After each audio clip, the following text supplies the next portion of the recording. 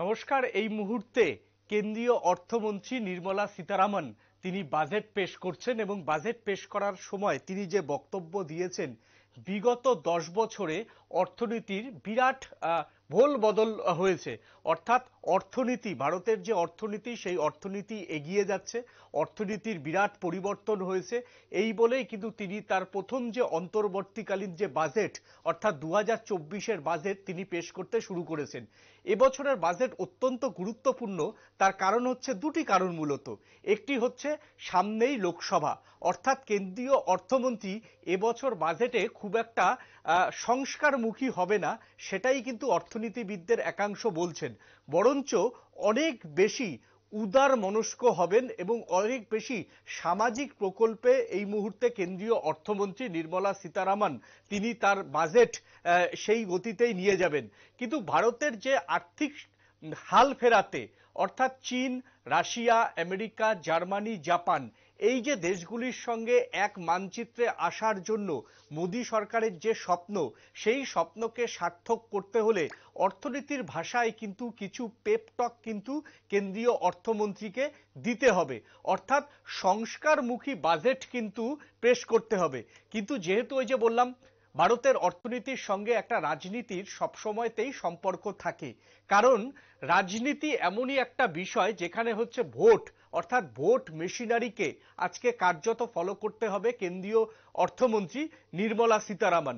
তবে সবার আগে আমি যেই খবরে এখন চোখ রাখবো, বাজেটের যখন পেশ করছেন, ঠিক বাজেটের দিন সকালবেলায় ফের গ্যাসের দাম বৃদ্ধি হলো এবং লোকসভার আগে বাণিজ্যিক গ্যাসের দাম বৃদ্ধি হলো 18 টাকা, এক লাফে বাড়ল বাণিজ্যিক গ্যাসের দাম।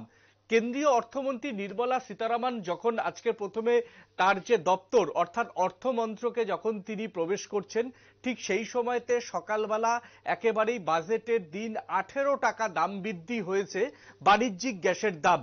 এবং পাশাপাশি কেন্দ্রীয় অর্থমন্ত্রী যখন আজকে সকালবেলা ঢুকে তিনি হচ্ছে রাষ্ট্রপতি দ্রৌপদী মুর্মুর সঙ্গে সাক্ষাৎ করেন, তারপর তিনি তার মন্ত্রিসভার যে সদস্য তাদের সঙ্গে আলাপচারিতা করেন। প্রধানমন্ত্রী নরেন্দ্র মোদী নিজে মন্ত্রিসভার সকল যে গুরুত্বপূর্ণ যারা মন্ত্রী রয়েছেন তাদের সঙ্গে একটি বৈঠক করেন। সেই বৈঠকের সময় দেখা যাচ্ছে যে ভারতের অর্থনীতির দিক থেকে আজকে একটা বিরাট পদক্ষেপ, সেটা হচ্ছে বাণিজ্যিক গ্যাসের দাম বাড়ল এবং শেষ 5 বছরে অন্তত বাজেটের দিন কিন্তু কোনো পেট্রোল ডিজেলের দাম বৃদ্ধি হয়নি।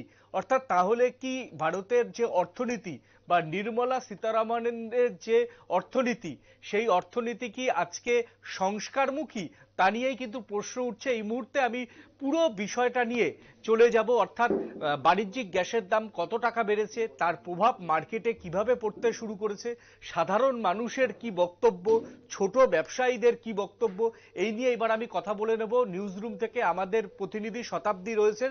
শতাব্দী, তুমি শুনতে পাচ্ছ? একদমই। নির্মলা সীতারামন যখন বাজেট পেশ করছে, ঠিক সেই সময়তেই সকালবেলা বাণিজ্যিক গ্যাসের দাম 18 টাকা বাড়লো। কি বলবে তুমি?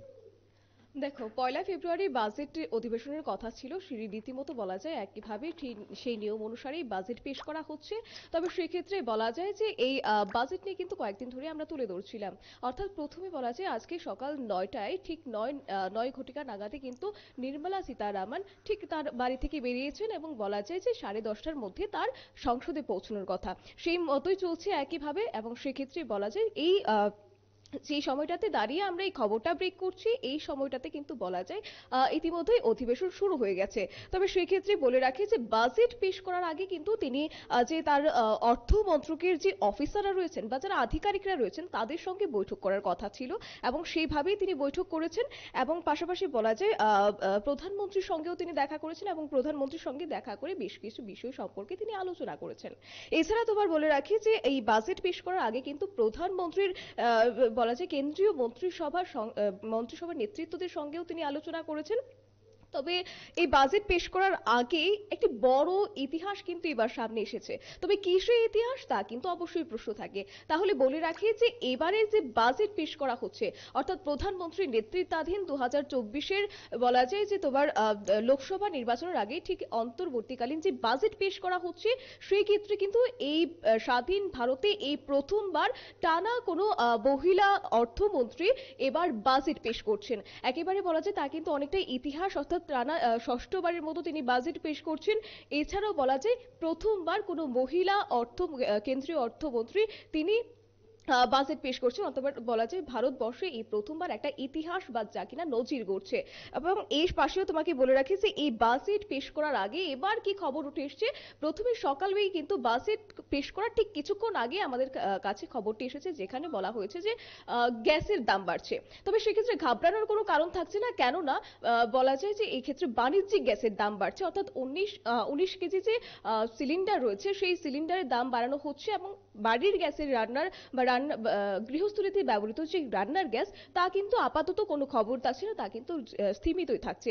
তবে রান্নার গ্যাসের দাম বাড়ানোর ফলে কিন্তু রীতিমতো ক্ষুদ্র ব্যবসায়ীরা যারা রয়েছেন তারা কিন্তু অনেকটাই চিন্তাত রয়েছেন।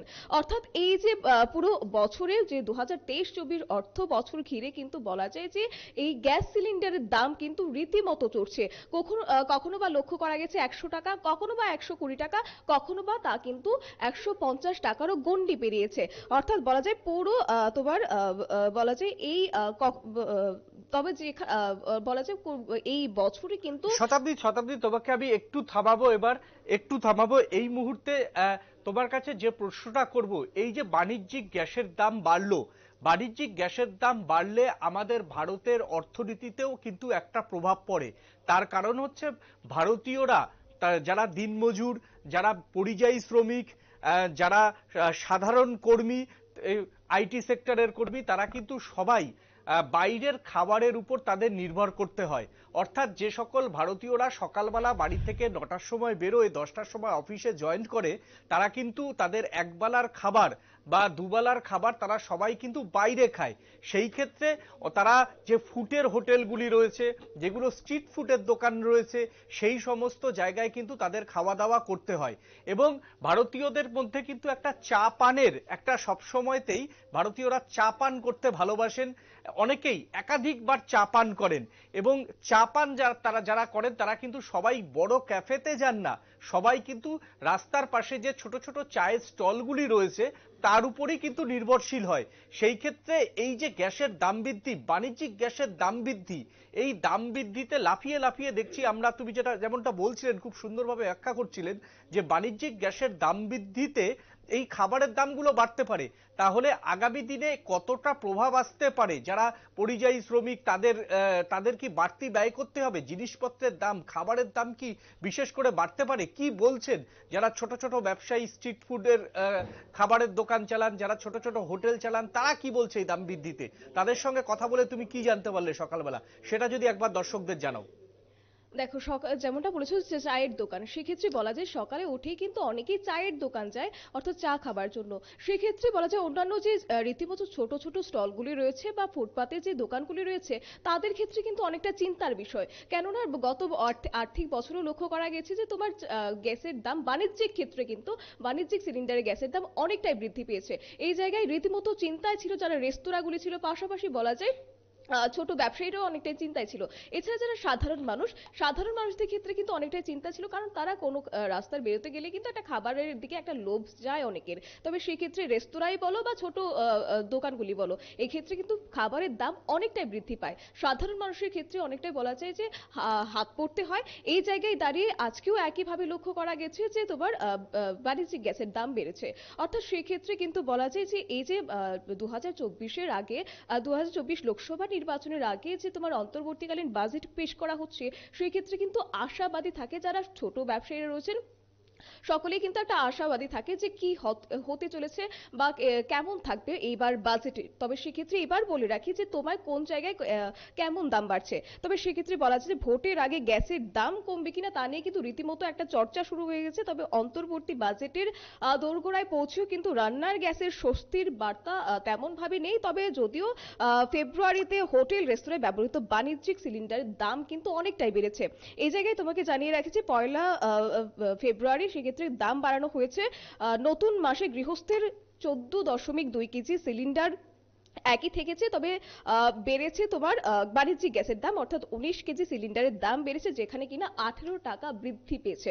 অর্থাৎ এই ক্ষেত্রে লক্ষ্য করা গেছে যে ভোটের আগে বলা যায় কেন্দ্রীয় যে বাজেট পেশ করছে, এই বাজেট পেশের এদিনই কিন্তু এক লাফে রান্নার গ্যাসের দাম বেড়েছে, যেখানে গোটা দেশেই এলপিজি গ্যাসের সিলিন্ডারের দাম বেড়েছে এবং গ্যাসের দাম বেড়ে কিন্তু বিরাট একটা লাভ কিন্তু লক্ষ্য করা গেছে। এই জায়গায় তোমাকে জানিয়ে রাখি যে 1887 টাকা লক্ষ্য করা যাচ্ছে, অর্থাৎ 18 টাকা বাড়ায় কিন্তু অনেকটাই বৃদ্ধি পেয়েছে। পাশাপাশি বলা যায় যে রান্নার গ্যাসের দামে স্বস্তি থাকলেও কিন্তু বাণিজ্যিক গ্যাসের দামে এতটা বৃদ্ধি পায়, যারা ছোট ব্যবসায়ীরা রয়েছেন তাদের ক্ষেত্রে কিন্তু অনেকটাই চিন্তা লক্ষ্য করা যাচ্ছে এবং ব্যবসায়ীদের মাথায় কিন্তু অনেকটা চিন্তার ভাঁজ পড়ছে। তবে যেহেতু ইতিমধ্যেই বাজেট পেশ করা শুরু করে দিয়েছে কেন্দ্রীয় অর্থমন্ত্রী নির্মলা সীতারামন, তবে এবার লক্ষণীয় বিষয় যে ভোটের আগে বা 2024 লোকসভা নির্বাচনের আগে সাধারণ মানুষদের কথা মাথায় রেখে কতটা কমানো হবে বা আদৌ কি কমবে কিনা, তাই কিন্তু এবার প্রশ্ন হয়ে দাঁড়াচ্ছে। তবে এই বাজেটে কি উঠে আসে তা কিন্তু আবার লক্ষণীয় বিষয়। একেবারে ধন্যবাদ শতাব্দী তোমাকে আমাদের সঙ্গে থাকার জন্য। আজকে যে 18 টাকা চলতি মাসে বাণিজ্যিক যে সিলিন্ডার, সেই সিলিন্ডারের দাম 18 টাকা বাড়িয়েছে কেন্দ্রীয় সরকার। এর ফলে আজ পয়লা ফেব্রুয়ারি থেকে 19 কেজি যে বাণিজ্যিক সিলিন্ডার, সেই বাণিজ্যিক সিলিন্ডারের দাম সারা ভারতবর্ষের ক্ষেত্রে প্রায় 1887 টাকা থাকছে। প্রায় 2-1 টাকা রাজ্য অনুযায়ী হেরফের হতে পারে। অপরিবর্তিত রাখা হয়েছে গৃহস্থের 14.2 কেজি রান্নার গ্যাসের সিলিন্ডারের দাম, এবং রান্নার গ্যাসের সিলিন্ডারের দামও কিন্তু সারা ভারতবর্ষের নিরিখে 929 টাকার কাছাকাছি থাকছে। লোকসভা ভোটের আগে রান্নার গ্যাসের দাম কমার আশা করেছিল সাধারণ মানুষ, বিশেষ করে যে ছোট ক্ষুদ্র মাঝারি যে সমস্ত ব্যবসায়ীরা রয়েছে, তারা কিন্তু স্বপ্ন দেখতে শুরু করেছিলেন নির্মলা সীতারামন এবছর বাজেটে ছোট মাঝারি ব্যবসায়ীদের কথা ভাববেন, তাদের কথা চিন্তা করে অন্তত গ্যাসের দামের কিন্তু একটা নিয়ন্ত্রণ করার চেষ্টা করবেন। সেই জায়গাতে সকালবেলাতেই আজকে গ্যাসের দাম বৃদ্ধি হওয়াতে কিন্তু স্বাভাবিকভাবে সাধারণ মানুষ খুব একটা খুশি হবে না।